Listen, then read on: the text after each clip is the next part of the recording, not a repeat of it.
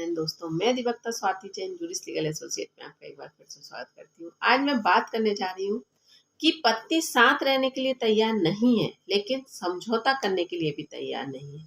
तो ऐसी परिस्थिति में आखिर पति करे तो करे क्या, क्योंकि वह जिस राशि की डिमांड कर रही है वो राशि देना मुझे संभव नहीं है। किसी भी परिस्थिति में मैं उसे एक ऐसी राशि नहीं दे सकता। तो अब बात आती है कि आखिर मैं करूं तो क्या करूं, क्योंकि डे बाय डे एलिगेशंस लगाकर एक दूसरे पर हम लंबे समय तक केस नहीं चलाना चाहते, लेकिन केस खत्म करने का भी उपचार समझ नहीं आ रहा, क्योंकि पत्नी तैयार नहीं है और ना ही वह साथ रहने को तैयार है। तो नेचुरल है ऐसी स्थिति में पति, या अगर ऐसी परिस्थिति एक महिला पर भी आए तो उसके लिए भी संभव नहीं होगा उस चीज को फेस करना, क्योंकि अगर रिश्ते में आगे नहीं बढ़ सकते तो उसको खत्म कर देना समझदारी है। और जितने अच्छे तरीके से उस रिश्ते को खत्म किया जाए वो दोनों के लिए बहुत अच्छा होता है।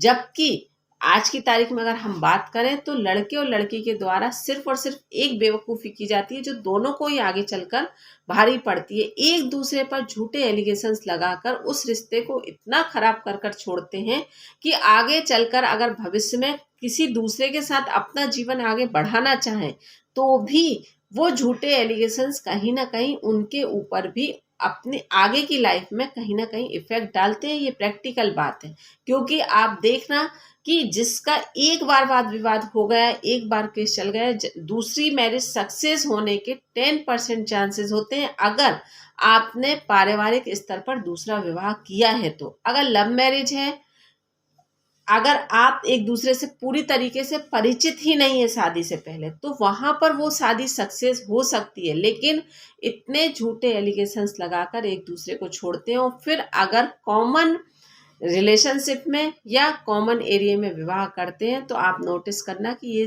परिणाम पहले वाले मैरिज को लेकर दूसरी मैरिज भी खराब होती है, और कहीं ना कहीं वो सक्सेस हो पाना भी संभव नहीं होती। क्योंकि हमने तो आंखों से देखा है कि जनरली ये चीज़ होती है कि नहीं, ये तो पहले भी ऐसा करते थे, या इनके परिवार में पहले भी ऐसा होता था, तो ये इसीलिए पहली वाइफ छोड़कर गई थी, या इसीलिए पहले हस्बैंड के साथ ये रह नहीं पाए। तो ऐसी चीज़ें खराब करने से अच्छा है कि अगर आपको आपका रिलेशन नहीं चलाना है तो बड़ी ही सॉफ्टली उस रिलेशनशिप को वहाँ ख़त्म कर देना चाहिए और अपने अपने जीवन में आगे बढ़ना चाहिए। लेकिन ऐसा होता 1% है जो इतनी मैच्योरिटी से डिवोर्स लेकर अपने अपने जीवन में आगे बढ़ जाएं। लेकिन अगर ऐसा करते हैं तो 101% दूसरी मैरिज सक्सेस होने के उनके 99% चांसेस होते हैं।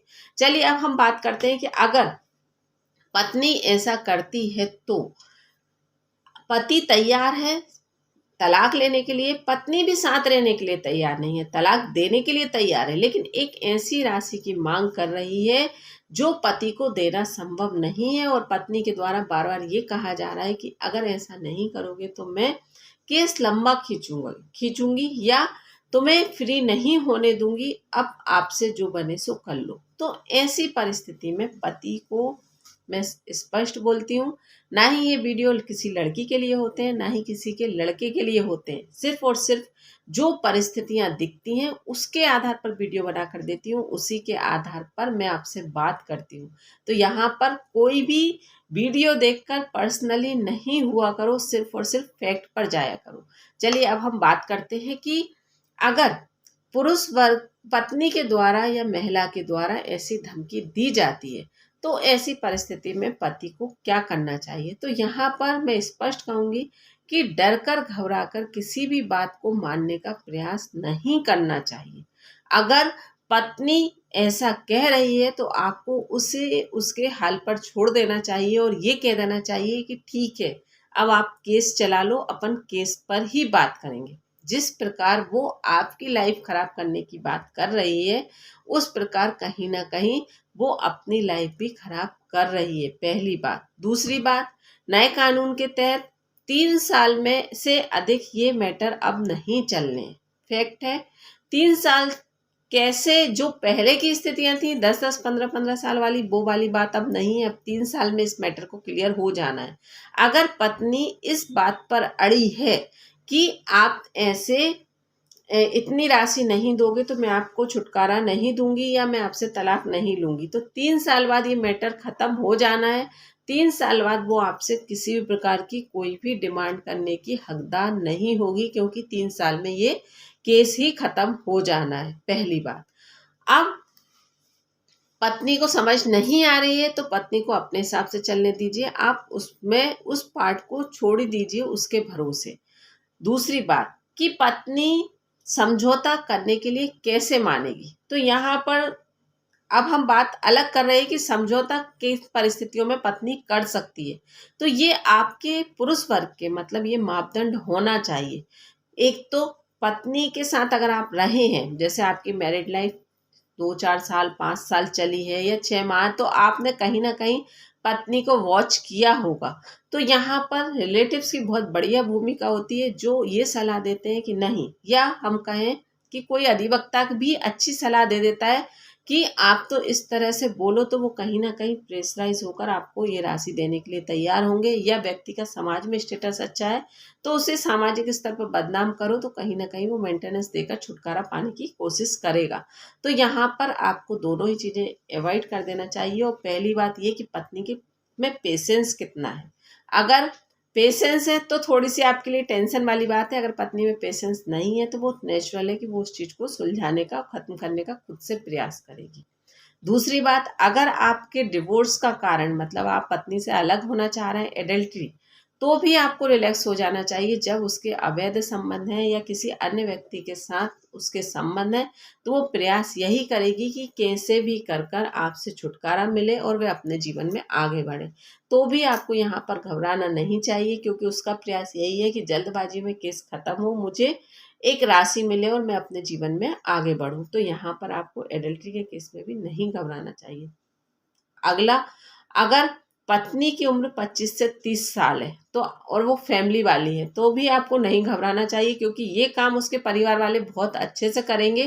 क्योंकि परिवार वाले यही चाहेंगे कि मेंटेनेंस की राशि मिले या ना मिले, क्योंकि ये सबको मालूम है कि मेंटेनेंस जब तक ही मिलता है जब तक उसका दूसरा विवाह नहीं होता, या वन टाइम मेंटेनेंस के लिए, तो भी उनको भी ये समझ आ जाएगी कि अब इस केस में लंबा चौड़ा चलाने से अच्छा है कि ये केस जल्दी खत्म हो और हम अपनी बेटी का विवाह कहीं और कर दें, क्योंकि यहाँ तो तालमेल बन ही नहीं रहा। तो नेचुरल है कि इस चीज़ में भी उसके परिवार वालों का यही प्रयास होगा कि हम कैसे भी कर कर उस केस को खत्म करें और ये अपने विवाह में अपने जीवन में आगे बढ़े। अब बात करते हैं कि अगर ऐसी लड़की है जो अपने करियर पर कॉन्सेंट्रेट करना चाहती है, मतलब करियर को फोकस कर कर चल रही है कि मुझे ऐसा जॉब करना है या मुझे एजुकेशन में आगे बढ़ना है या मुझे बाहर जाना है, तो इस तरह की लड़कियां भी आपको ज़्यादा टाइम नहीं अटकाएंगी। अगर गुस्से फ्रस्ट्रेशन में भले ही वो ये बोल दें कि मैं तुम्हें तलाक नहीं दूंगी या तुम्हें इतना ही देना पड़ेगा तभी आगे बढ़ूंगी, तो यहाँ पर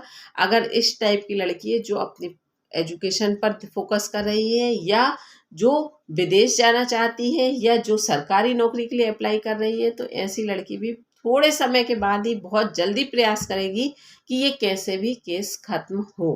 तो यहाँ पर ये परिस्थितियां निर्मित होने पे आप सोच सकते हैं कि आप बच सकते हैं, या मेंटेनेंस की राशि कम में हो जाए, या आपका केस कैसे भी जल्दी खत्म हो जाए। लेकिन अब बात करते हैं कि पत्नी तब भी नहीं चाहती कि कैसे भी कर कर, तो फिर सबसे बेस्ट तरीका है कि उसके लगाए हुए एलिगेशंस पर आप सवाल उठाइए। अगर पत्नी के द्वारा झूठे आरोप लगाए जा रहे हैं, जहां आप सही है पत्नी झूठे आरोप लगाकर आप पर आरोप लगाए जा रही है और वहां वह साबित भी नहीं कर पा रही, तो आप वहां पर लीगल लैंग्वेज में उनकी डिटेल में जवाब मांगिए, या ऐसा कब हुआ, क्यों हुआ। और कहीं भी ना कहीं आपकी कोई ना कोई ऐसी बात पकड़ आएगी कि जहां पत्नी झूठ बोलेगी, क्योंकि झूठे आरोप जब पत्नी लगा रही है तो वह कितने लंबे समय तक लगा सकती है या कितने लगा सकती है, और जब लगाएगी तो फिर उनको सच साबित करने के लिए वो कहीं ना कहीं फिर झूठ बोलेगी। तो यहाँ पर आप इस बात को फोकस करते हुए चलेंगे तो कहीं ना कहीं बहुत जल्द ही आपको